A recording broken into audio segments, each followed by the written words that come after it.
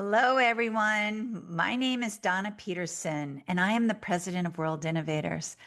Today, I wanted to talk about something that I've had quite a few people ask me about. As you know, I do training for individuals and teams in regards to AI. And recently, I was at a workshop and someone said to me, "But Donna, how do I get my team members to embrace AI like me?"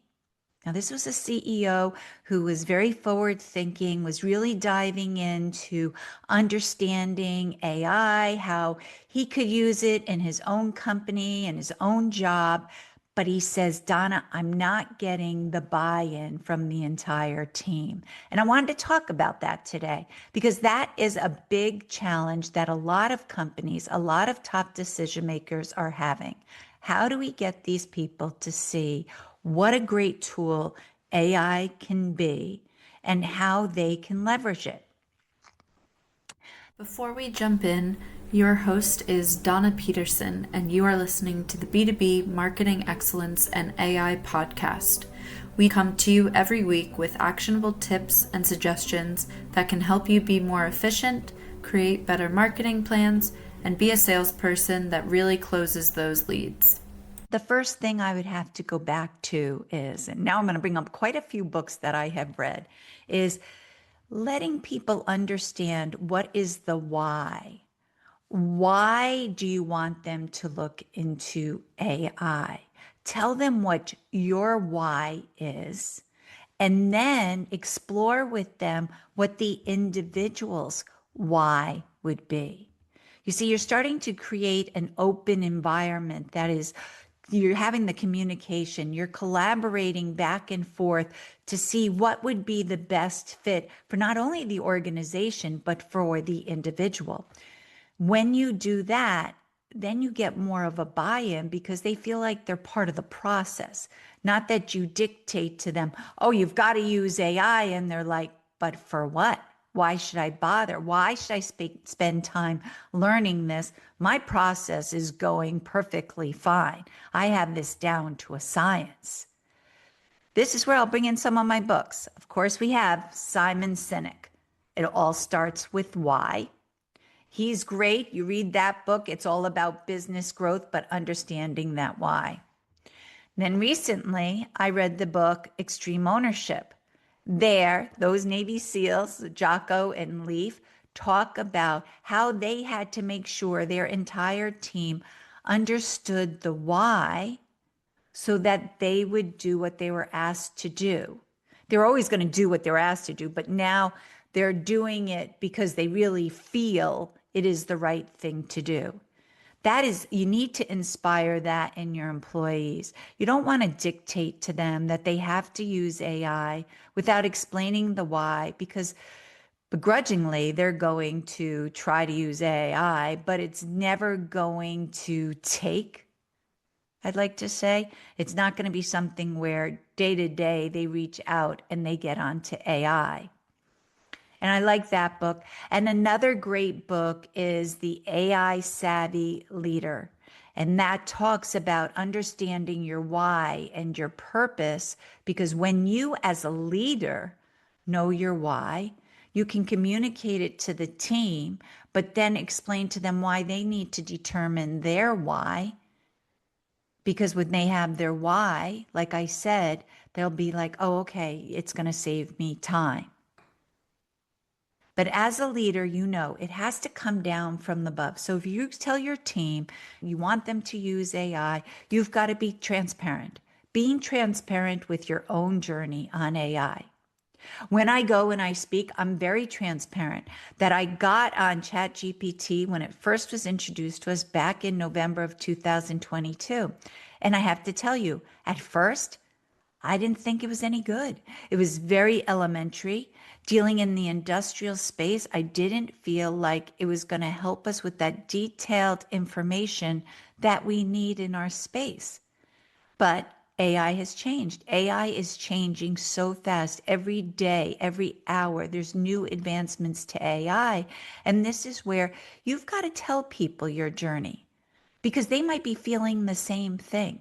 Maybe some of your team has a story like mine. They went on early on, wasn't useful, and they're not going back to look at it. So you have to show that to them. The next thing is show how curiosity and experimenting with the platforms can uncover great things. I am not saying everything we do on ChatGPT or Descript or Canva or Fathom or any other AI platform or large language model is going to be something we're going to instill in our organization for the long term. But if you experiment and if you keep your curiosity out there that, hey, let's try it, let's look at this. When I go into workshops, for instance, I don't consider myself the expert. I'm not a tech expert. I'm an early adopter of AI. I go in and very grounded, I say what we've done, what has worked, what hasn't worked, things to watch out for. And I show them plain and simple how they can do it. I'm not making any money if they use the platforms that I recommend. I'm not making any money if they take my tactics. I'm just trying to offer advice that will inspire success. That's what I want to do. So you've got to tell them your own journey and tell them to go experiment. And you know, not every single thing will work. And this is where it also has to come down from above because you've got to invest in it. If you think AI is where the team should be, where the corporation should be, you've got to invest and get some training in-house to educate your team. You can't expect everyone to go out onto chat and teach themselves how to use ChatGPT. In March, I spoke at the Forming Our Future conference all about AI. In the audience was the CEO of Pennant US. He liked my presentation so much, he went back into the office. He spoke to the VP of Sales and Marketing and said, you know what? We should hire Donna to come in to speak to the entire team. I went in and spoke to the entire team. The CEO was there, the president was there, sales was there, marketing was there. It was so that everyone on the team could hear about AI, but because they knew it came down from the CEO who saw me initially, that showed he knows how important this is, but he's not going to just throw it at you. He wants you to get ideas right from the beginning on how to use it. They've got to be able to implement something right away to see that it actually works. And you got to sit as a leader and put this down to your team, show them your journey, give them some education, some training, even maybe set up monthly or bi-weekly sessions with someone like myself where it just holds them accountable, holds them to doing something on AI, but then they come and they say, where did they experiment? Did it work? Did it not work? Did you ever try this? And then during those follow-up calls, I'll give other suggestions of what I'm hearing about, because as you know, it is constantly changing. So it's important to give your team the training and the resources they need to start to work with AI so that they can understand, how can this help them? How can this help them reach their why?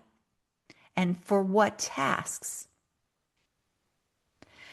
The next thing is, after you give them that, you give them the overview of it. It's great to sit down with your team members one-on-one. You want to make a connection with them so that they're comfortable. Talk to them. Have you ever used AI? Is it something you're comfortable doing? What would you think your why would be? And for what tasks would you like to use it? Why this is important, because I've had some leaders who sit down with people who say, oh yeah, I've used ChatGPT for a lot of things, but I think it's too basic. And this is where the leader then can talk more about how you need to really Collaborate with these AI tools to get back the responses you want. Maybe you talk about prompt engineering. Maybe you talk about the instructions you put in the settings so that the replies you get back are more specific to what you need. Another case scenario could be you have that one-on-one meeting. It might be an employee who's towards the end of their career, and maybe they're like, no, I'm not learning another technology. No way, not at this time in my life. I have worked perfectly fine just as I am. And this is where you, as a leader, have to say, I'm not asking you to learn another technology. And this is where I come in. Like I said, I'm not a tech guru.